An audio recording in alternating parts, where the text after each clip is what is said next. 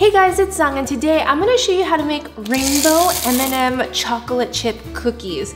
It's almost fall, I'm in the baking mood again, so let's bake up some cookies. So this recipe is very similar to my chocolate chip cookies, which you guys, it has over 3 million views and so many testimonials. Thank you. So you know it's good. There's a few different tweaks to make it perfect in this recipe as well. So in this one, I'm gonna start with 1 stick of unsalted butter. I'm using room temperature butter that's already softened. We're not gonna melt this or brown it or anything, just because I feel like it'll take away the flavor of the M&Ms, but we're gonna cream it in this bowl with some sugars. So I'm using a different ratio for this recipe. This one has heavier on the brown sugar. So brown sugar will help it be kind of more chewy, a little more soft. If you want like thin and crispy, you would go higher on the cane sugar or white sugar, granulated sugar. Now I'm gonna cream the butter with the sugars at the same time until it's nice and fluffy. About 2 minutes on medium speed.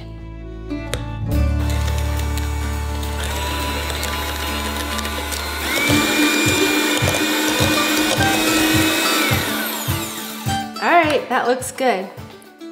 I'm so impressed by this mixer, you guys. I showed it to you in my minimal kitchen tools video, the last video I did, and this is the first time I'm actually using it and I love it. And so since I love it so much, I wanna give 3 of them away. So you guys, comment and like this video. Unfortunately, it's only open to the US, but comment, like, and subscribe, and I'll randomly pick 3 winners to win this.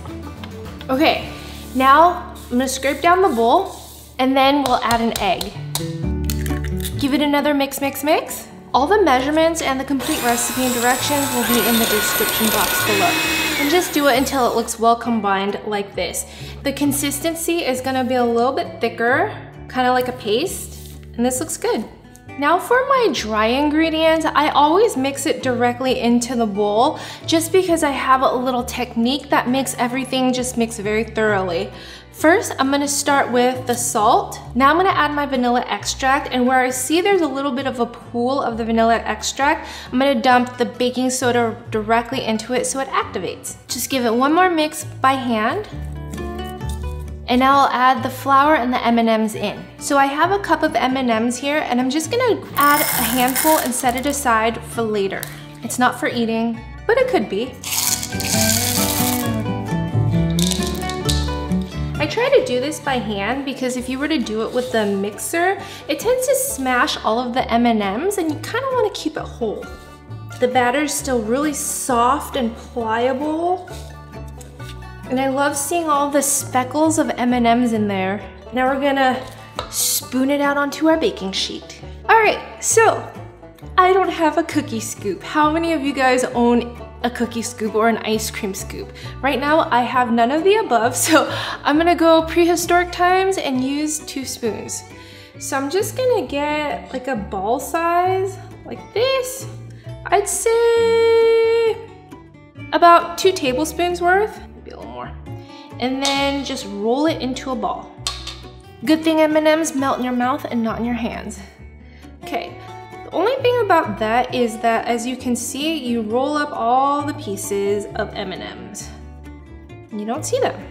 So try to expose them a little bit if you can. But that's also why we have insurance here. I have some M&Ms that I'm just gonna press on top. And this way, you're 100% sure you will get to see some cool M&Ms in there. And I like to just stick it on top, sideways, whatever. Looks good to you. This one looks a little better, but I'm still gonna add some pieces on top. If you guys don't like M&Ms and you prefer Reese's Pieces, that would be really good as well to sub or swap out. The only thing about doing it by hand is that you don't get like an exact, they're not gonna be as even. So if you do have a cookie scoop or an ice cream scooper, I definitely recommend using that. All right, so this recipe makes anywhere from 12 to 14 cookies. I ended up with 14. Bake those off later. So the next step, while you preheat your oven, if you want your cookies to be flat and crispy, go ahead and just leave it at room temperature. But if you want it to hold its shape and kind of be more domey, then go ahead and stick this into the freezer for about 10 minutes so that the dough could chill and firm up. This way, when you bake it off, it holds that structure and it doesn't like just melt down. So I think I'm gonna stick mine into the freezer. Comment below and let me know if you're a thin and crispy type of person or if you like it more domey, chewy, thicker. And also if you guys wanna see the thin and crispy chocolate chip cookie version, let me know, because maybe I'll do another video for you. All right, it's been about 10 minutes. Our oven's preheated to 350 degrees. So I'm gonna pull the cookies out and bake them off for about 8 to 10 minutes, just until they're nice and golden brown. It legit smells like a bakery in here. Like memories of walking through the mall and smelling that cookie shop, this is exactly what it smells like. But I have to let it cool completely for about 5 to 8 minutes and then we're gonna give it a try. So here is our rainbow M&M chocolate chip cookie.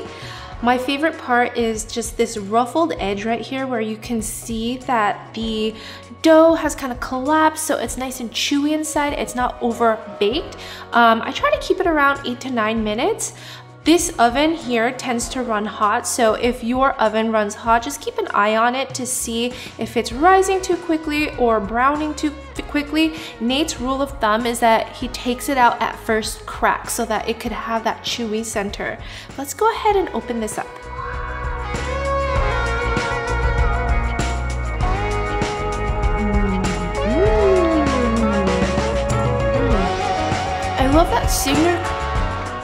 I love that signature crunch of the M&M's outer shell in here with every bite. And the cookie is very well balanced. It's not too sweet with the M&M's in there. You guys know what this would be so good with? Ice cream in the middle. Make an ice cream sandwich and it's gonna be like the best afternoon treat. Anyways, I hope you guys enjoyed this video. If you're back in the kitchen baking up a storm, let me know in the comments section what baking video you want to see next. Thank you so much for watching. Don't forget to hit that like and subscribe button, and I'll see you guys next time. Bye!